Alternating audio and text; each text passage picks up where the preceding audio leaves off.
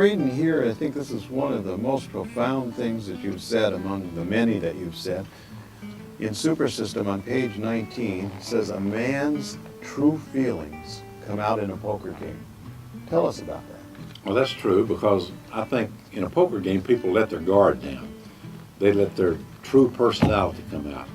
You'll see maybe a doctor or a lawyer, and he'll just be giggling like a kid. He'll, be just having a good time. And you bluff at a guy, and if you show him, then you get the idea of his personality, whether he's a hostile person or whether he graciously says, well, nice play or so forth. And I don't believe in a lot of talk at the poker table, but if it's someone I don't know, I do try to talk to them just a little bit, just to get the feeling of who they are. And you'll get a good idea of the nature of the guy you're playing with.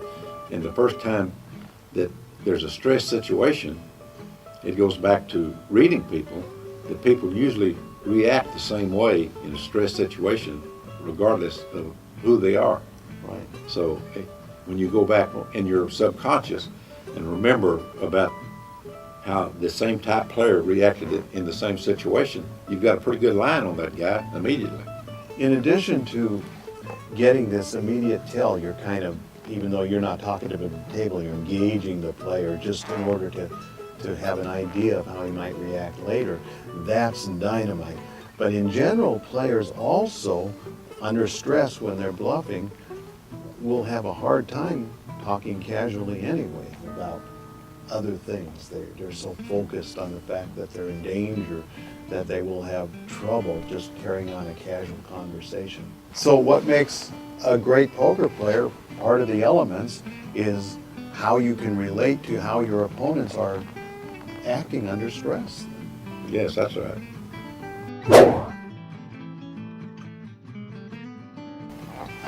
You know, more money is lost by players trying to get even in a poker game than you can possibly imagine. There is nothing magical about getting even. It's a long poker game. It will go on for years and years and years, and getting even for the night should not be your goal. It can be very destructive.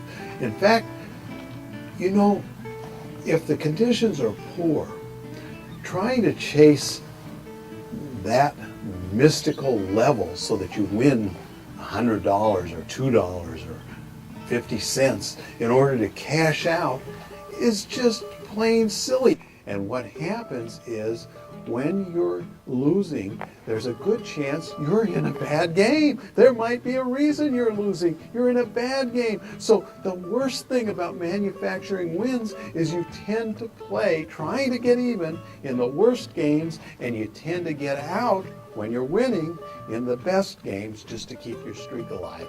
Do not try to get even. You know what? You're already even. It never matters. You're always where you are.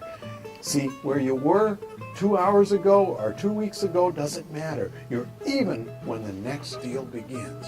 I can't remember whether I was winner or loser when I played 5 days and nights. I believe I was loser, though. You thought you were losing? Did you eventually get even and cash it out? I don't remember that, but I know I was loser for a lot, most of the time. And I've done that too. I've stayed just because I get stubborn and I want to beat a game. Now that's years ago. Actually, I think most of us when we're younger are more reckless and we're more willing to put that energy in, but it becomes a goal. As we grow older, we don't tend to be as reckless, but I wish when I was a lot of years younger, I could, reflect then on the things we know now. And money does matter, and building your bankroll and keeping it matters a lot. And trying to get even in the course of the game, that's not a goal you should have. I would just like to be younger.